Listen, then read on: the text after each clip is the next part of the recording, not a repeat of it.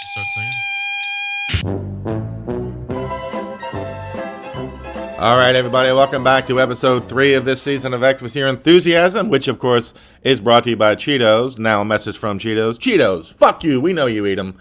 Today's episode is The Watermelon, which I vaguely remember is probably the funniest one of that. Like 11 and 12, I think they really probably go off the rails a bit. But anyway, it's season 11, episode 4. As I told you in the last episode, I realized my random Curb Your Enthusiasm episode generator for some reason stopped at, well, season 10. I guess not for some reason. I mean, the reason would be just somebody stopped updating it at that time.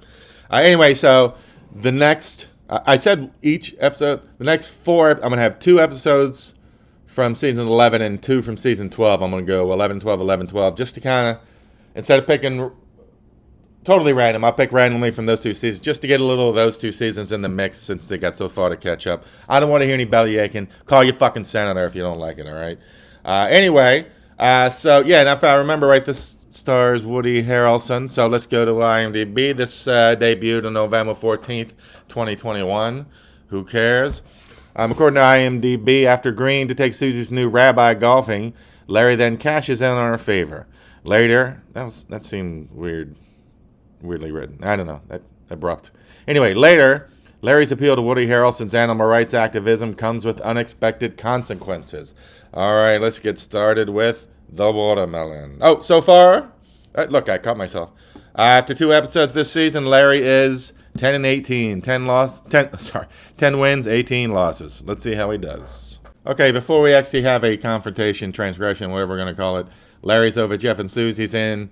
I think Susie's wearing a sweater with her face and someone else, like ironed. Remember the old iron-on things from 100 years ago? Maybe they still exist. Who the fuck knows? Of her own face on it. Number 1, how amazing is that? Number 2, it's another. I've noticed she has a history of incredibly terrible sweaters. Like, this is hideous. It's like black and yellow, lights up, neon looking. How come she doesn't get, now that we can't joke about Cosby anymore, shouldn't she be the new Cosby sweater?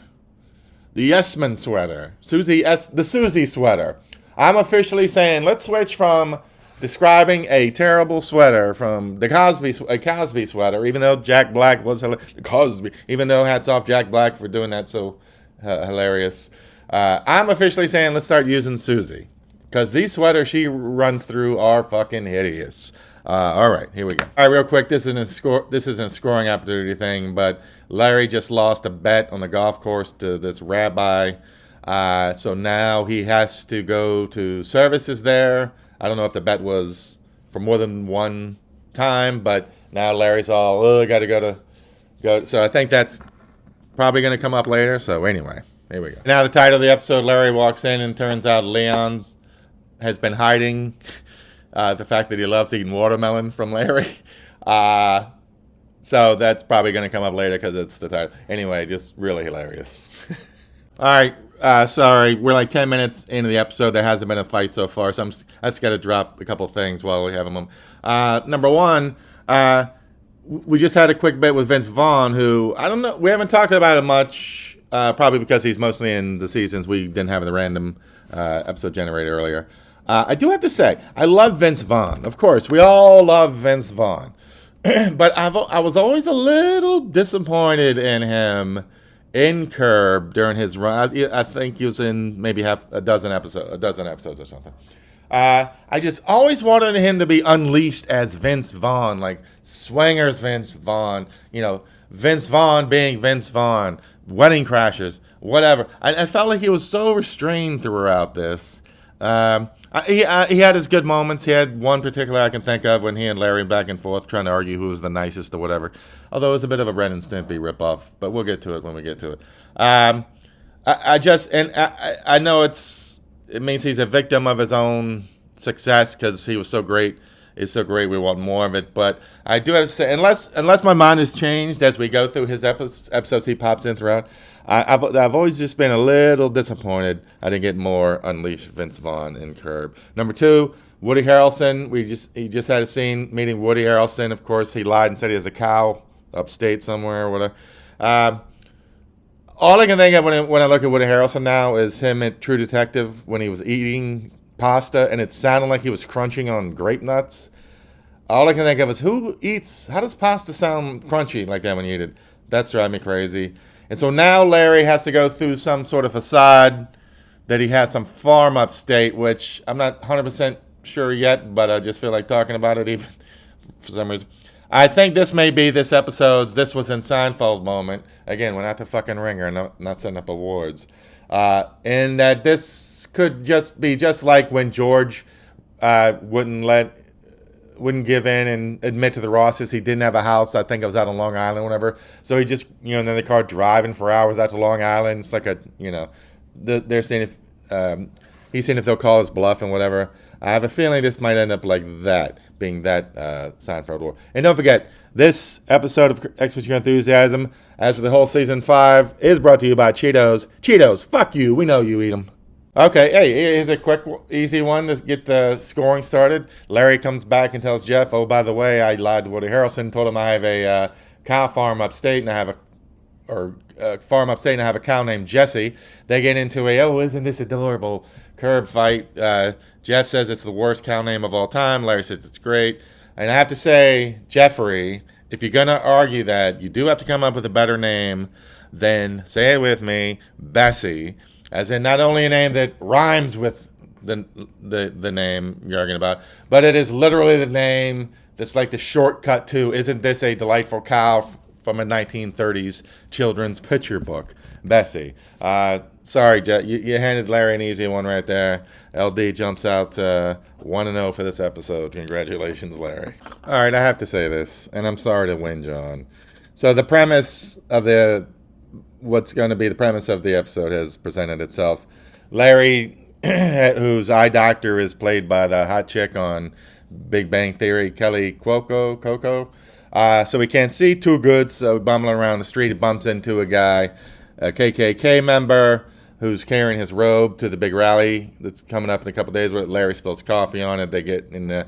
Now, it's not a fight or whatever, because Larry's just apologetic and whatever. And then Larry makes it clear he's not a big KKK guy, but he does his Larry thing, like you guys should wear black robes because it stays clean, hides the dirt or whatever. And so then their big solution is Larry's like, leave the robe with me. I'll get it dry cleaned by the time, you need to go to the rally in 2 days or whatever. The guy gives Larry his number and then just takes off. It's like, why would you think that this guy, who's made it very clear he's not hashtag team KKK, you just leave your robe with him and you think that he's not just going to turn around and throw it in the fucking trash while you skip away back to KKK land or KKKville, whatever. Wow.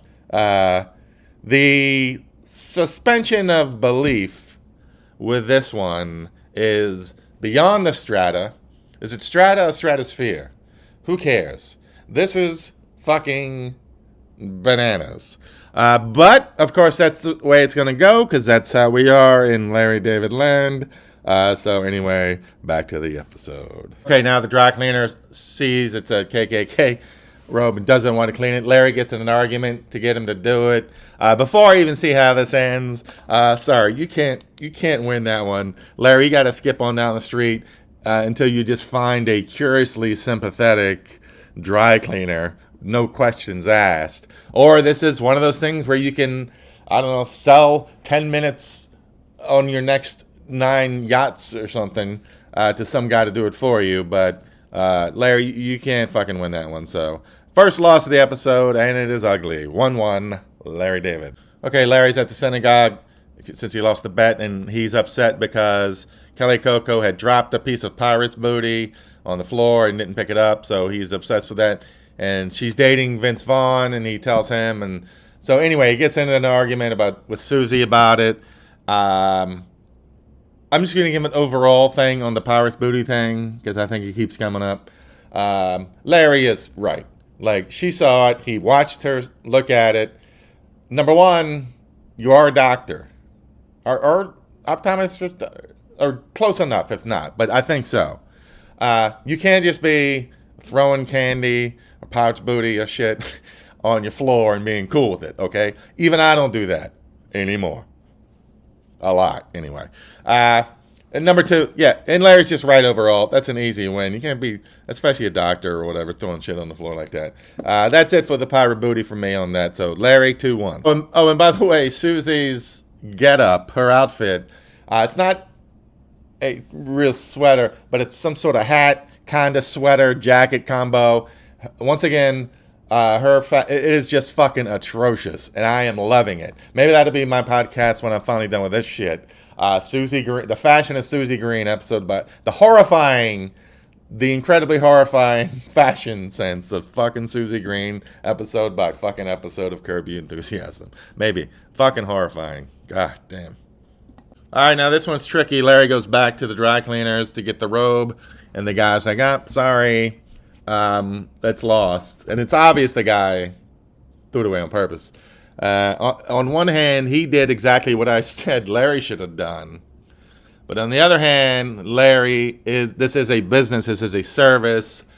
Once you agree to that service, you probably do have to expect, to do the service. And it's just a fucking dick thing. He should have just, I know, it's a little different than the Larry situation in the beginning. I gotta say, Larry, in this, it's a small version of it, but this is a bit of the classic curb or classic maxim we use. Sometimes it just helps to not be the biggest asshole in the room. So Larry, easy win there. 3-1. 3-1. On a side note, I feel like those last 90 seconds may go down as the most excruciating in podcast history. Not my podcast history. Podcast history. Yeah, you know what? I don't know if this is the first time I've ever done this, but I'm taking that fucking back. Fuck that. Good for that guy for burning that shit or throwing it away or whatever he did. Larry, that was some weak shit. The guy even probably knows he's Larry David. He can just buy a factory of robes anyway. So fuck him. Taking it back. Sorry, Larry. 2-2. Oh, and what do you know? Speaking of maxims, now we have not the magazine. Now we have a classic example of a version of, by rule of law, Larry David cannot leave his house without bumping into seeing somebody he knows. Of course, he goes to the KKK guy to tell him he lost his robe. I don't know why he didn't just call the guy, or I don't know how he ended up at this guy's house, because it's not like it's next to anyway, who gives a shit. And whatever, and of course then Larry turns around and looks, and boom, there's a cow standing there. So boom, that just falls into his lap, because of course, what does he need to show Woody Harrelson? A fucking cow. All right. I was gonna say, I don't know if I'm gonna make it through all 12 seasons of this. I don't know if I'm gonna make it through this fucking episode. This is fucking something. Tell you what's cheering me up though, Susie fucking Green. This, whatever she's wearing, it's like some metallic sweatshirt. It is fucking hideous. Love it. I'll give Larry some credit though. Him asking Susie to sew together a new KKK robe in exchange to pay off a favor, which was taking a rabbi to play golf. That is some next level shit. I gotta tip my cap. That is some balls. There's a phrase I heard I'm envious of not being able to say correctly, but Del Boy from Only Fools and Horses once said it. He's got more front than Brighton. No chance I said that well, but anyway. This season brought to you by Cheetos. Cheetos, fuck you. We know you eat them. I have to give a shout out here. The guy playing the KKK guy, he's got this bushy beard, a hat on and everything, and yet somehow just him being in the background while Larry's doing this whole bullshit scene with Woody Harrelson trying to convince him of this and that, and the guy's just kind of nodding along or whatever. The guy kind of steals the scene. And it is, like I said, it's kind of, he's even buried behind a beard, and he's kind of stealing the scene. This actor whose name I should have had ready to go for you. Now I'm going to fucking do that thing where I kind of talk slowly until I get him. I just found myself staring at him throughout the scene. Klansman Joe is played by Mark Menchaca. All right. He was in Ozark. Never watched it. And Homeland. Never watched that either. Anyway, so I'm just loving watching that guy, so I want to give a little shout out. So since apparently there's not going to be any fucking fights or arguments this episode. Anyway, we'll see how it goes. Okay, so now Woody's leaving, and he drops a grape in the guy's driveway or whatever, and the guy gets pissed off, and pick it up, and Woody's like, it's just a fucking grape or whatever. Larry gets pulled into it. In his defense, he didn't start it, but he is right. If it's his house and he says, hey, could you pick up the grape? Now, he was a little mean, but just pick up the fucking grape. And it turns into fuck you, fuck everybody, fuck. Larry sides with his new clan buddy, but he is right in that you do have to pick it up. But I mean, this is a version of, because we had the pirate booty drop, didn't pick it up. Now this drops, didn't pick it up. This is just another version of Larry not leaving his house without bumping into someone he knows. Is this entire fucking show Chekhov's gun? It's just constantly. If you see anything at any time, it's gonna come back. It should be curb your fucking Chekhov's gun. 3-2 Larry. Okay, easy win for LD now. He's back at the optometrist, but it's a different optometrist. But barging through the door is Kelly Coco from Big Bang Theory. What was her name on the show? I don't remember. What was her name? I got into that show until I left New York. So after that, I didn't really watch it. But I got into it because it was laugh out loud. It did have some genuinely funny characters. Sheldon, of course, was funny. Howard was hilarious. Howard's mother was fantastic. Blossom, whatever, she was great. And Bernadette, she was hilarious. Really great cast. Anyway, she comes barging through the door like the fucking Kool-Aid man. She wants to yell at Larry about busting her for the pirate's booty thing to Vince Vaughn, and he's like, fuck you should have picked it up, then go back and forth. Easy win for Larry. Again, you can't be dropping snacks on the fucking your medical office and not expect to catch shit for it. So 4-2 Larry. I don't know, pulling away here a little bit. Let's see. Okay, and then some other dumb shit happens. Then it is maybe the dumbest ending of all time. Not even just for Curb, but of all time. I'm in despair. This fucking Larry wins that episode though, 4-2. And I will say that the final scene is somewhat saved by I won't give it away, but reference to Susie's historically awful, shitty fashion sense. Anyway, so Larry goes 4-2. All right, bringing him up to 14-20 for the season. Not too shabby. Thanks everybody for listening. Don't forget this season is brought to you by Cheetos. Cheetos, fuck you. We know you eat them. See you next time, everybody.